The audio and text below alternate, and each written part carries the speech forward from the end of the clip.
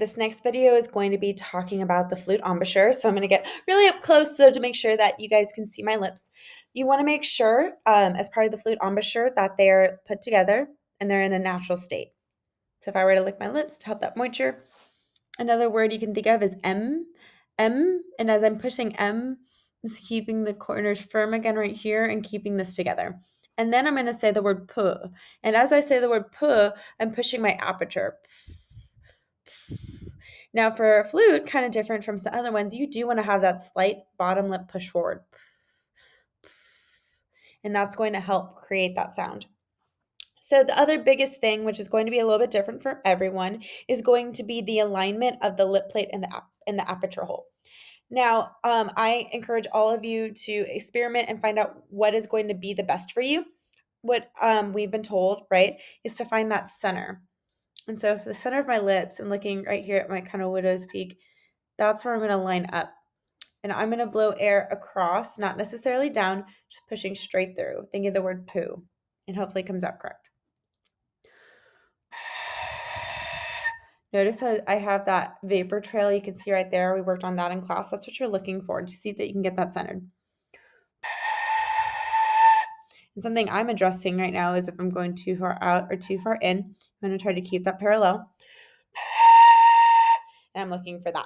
I'm going to start with my hand closed because that allows my oral ear to get a little easier if I'm getting it through. So with my left hand, I'm holding towards my crown, and my right hand is closing the end of the flute. Let's see if I can get a sound again. And you're trying to aim for that. Now I'm pushing lots of air. I'm slightly hunched down right now because I'm trying to get to the camera.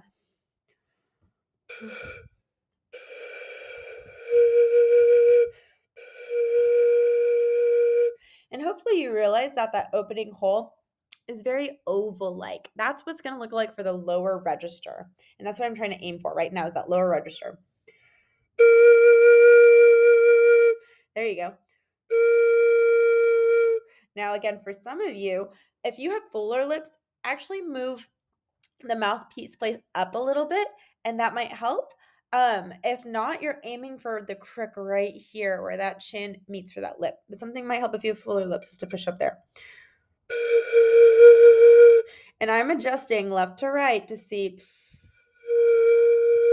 where that is. And if you want to find that trick to figure out where your air stream is going to make that natural aperture, that's perfectly fine. Now, something we also talked about in class is some of us may have that lip that goes down and actually splits the air in two different directions. And again, that's just how the lip is formed. As I was talking to one of my colleagues, they suggested that just close off one side of the lip and allow the air to come through other. And so that's just something you're gonna have to work on. I can't necessarily demonstrate because my air's coming down center, but if you have that issue, try closing down one and figure out where your airstream is going and then direct the airstream based on where you're finding center. Now, once you get that comfortable low register, or for some of you, it's a high register already, that's great. What I'm going to do in order to create that higher register is I'm going to push my lip forward, and I'm going to make my aperture even smaller into a grain of rice, more circular than oval. And I'm gonna make wrinkles on my lips. So I'm gonna start to low and go high. Hopefully you can see that with my lips.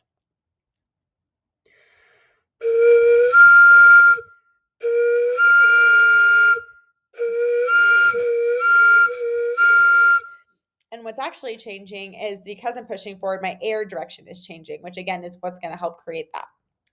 So once you get comfortable with that, take off the hand and see if you can get that other note. So what the note we're aiming for on this, the low note, is a low A. And then we go for, I think it's an E. And then you can do one without. This should be an A as well. And I'm trying to get it as full sound as I can. And then again, mess with what we've been doing in class.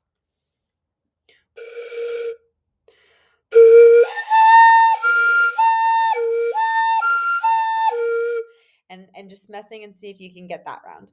Once you figured out that on the head joint and where the best placement is for you, and I went around today and kind of placed it for you, that's going to be exactly where it needs to be. Is it going to be different for everyone? Yes. And that is perfectly fine. And that's how it goes. So those are a couple of checkpoints. work on the head joint. And if you have any questions or want to send any videos, please send them. I'd be happy to listen. Because once we get this down on the head joint, then it's going to be easy for the flute. So let me know if you have any questions. And I hope that this was a good resource for you.